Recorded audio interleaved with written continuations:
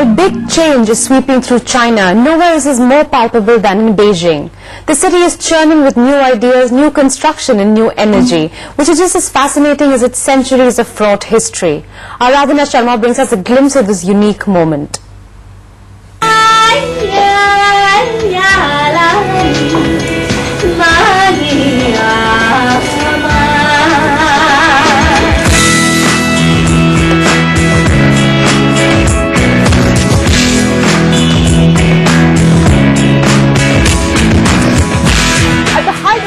Of the Qing dynasty, China made a mammoth effort and built the Great Wall. Almost 2,000 years later, the most populous nation is busy building again. But this time, it's not to keep the world out, but to draw the world in and showcase itself at the 2008 Beijing Olympics. No more the bicycle capital of the world. Beijing today sees 1,000 new cars on its highway every day. And it's not just the roads. The writing is on the wall everywhere. In the last 4 years, Beijing has changed at a phenomenal pace.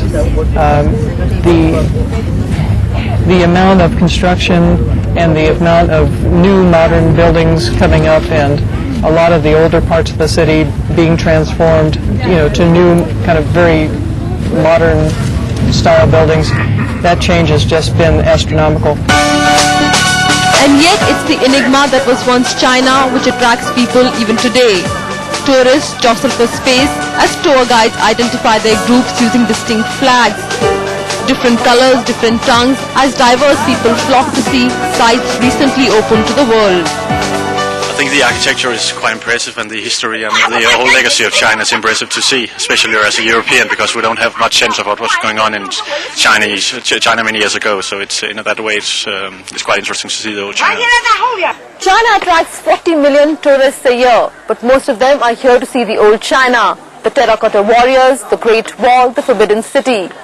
But now the rising China and its government is building modern monuments, which they hope will become landmarks in their own right.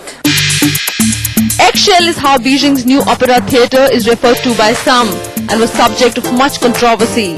Just a stone's throw away from the Forbidden City, this bubble-shaped theatre of glass and titanium, designed by a French architect, is one of the many new modern buildings in Beijing which have led to a debate over just how different these buildings are to the traditions of China. The unusually shaped China Central Television or the CCTV building is another such example. The two 230-meter high L-shaped towers are often called the trouser legs. But not everyone disagrees. Many feel it's a way of telling the world that China is now a modern country. This is very central of Beijing, and it's also really good to put a lot of very famous, good structure here. And a sign of the changing times is China's growing awareness of tourism.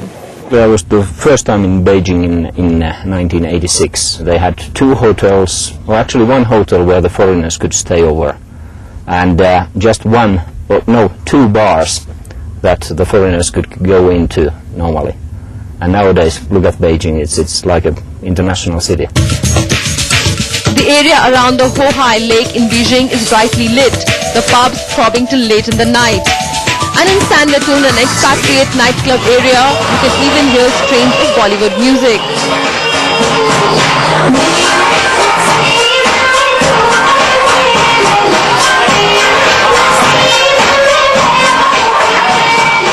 In Beijing, Aradhana Sharma for NDTV.